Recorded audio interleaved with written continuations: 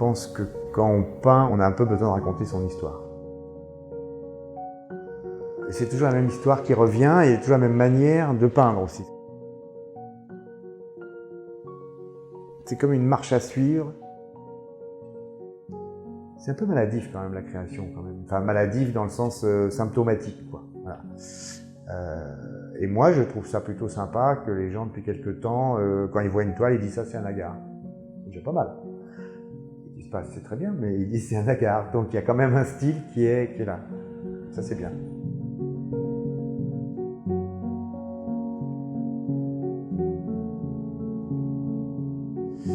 Ben, en fait moi je viens un peu du bâtiment.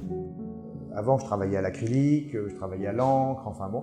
Et puis un jour, j'ai eu l'idée de prendre les pigments et les liants que j'utilise, de les faire comme si je faisais de l'enduit ou du plâtre, et de les mettre sur la toile, quoi, avec la truelle. Et pour finir, je ne peins plus qu'avec ça. La matière, c'est le relief que j'obtiens avec les liants. Après, j'enlève. Donc il reste, là, par exemple, la trace noire qui est plus fine, mais je laisse des bourrelets soulagiens. Après, des fois, il y a des peignes. Les peignes, c'est des peignes à carrelage qui ont des dents. Voilà. J'aime bien les épaisseurs comme ça. J'ai de la chance parce que je ne suis pas tellement quelqu'un de tranquille.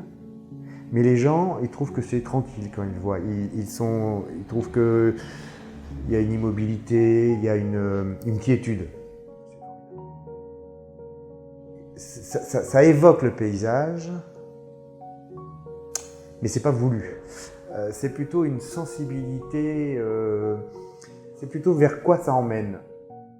J'en ai fait des routes ou des escaliers comme ça qui montent, on ne sait pas très bien où. Ça peut être un peu lié à des choses qui m'ont toujours touché parce que c'est familial, mais tout ce qui est l'exode. Enfin, moi, mes parents, ils sont nés en Égypte, ils sont juifs, ils sont partis, et c'est quand même quelque chose qui est resté.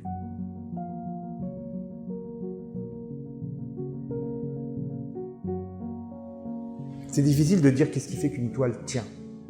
Parce qu'il y en a qui ne tiennent pas. Des fois, on est obligé de reprendre le haut. C'est toute une question de rapport, quoi. Entre ce qui est organique, hein, ce qui est un peu dans le ventre, un peu ce qui est en gestation, ce qui est en mer, et puis ce qui s'élève un peu. Et moi, j'aime bien qu'il y ait des grands espaces vides, même si en dessous, ça travaille, quoi. Cette espèce de fermentation. Et puis après, tu as une espèce de truc comme ça qui s'envole, un peu dans une rêverie, dans une douceur. Alors le ciel, il peut être noir, il peut être blanc, ça ne change pas grand-chose. C'est juste un peu un infini où on se barre dedans, quoi. Voilà.